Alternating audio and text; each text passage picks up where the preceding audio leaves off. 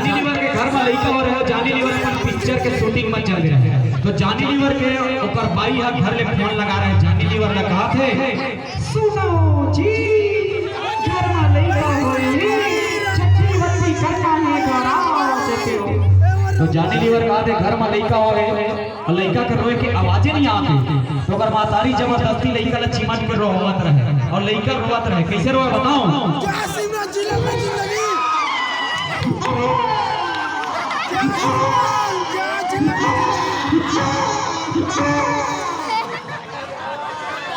जानी liver fix हो गए घर में लड़का हुए।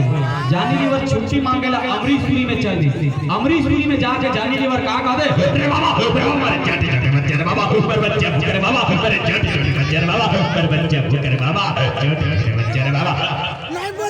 अमरीशपुरी दिमाग खराब हो गई। तबे अमरीशपुरी कहा गए थे अरे बेवकूफ तुम्हें कितनी बार कहा है घर में कोई काम हो तो खुद ही निपटाओ, तुम छुट्टी नहीं दूंगा। अरे भाई घर में बच्चा हुआ है, पिटिया माता मिठाइया, आतंकवादी की कोई प्रेम कहानी नहीं होती। अच्छा लगे जोरदार ताली बजाओ। चलिए आप सबके साथ आप सबके मया दिलार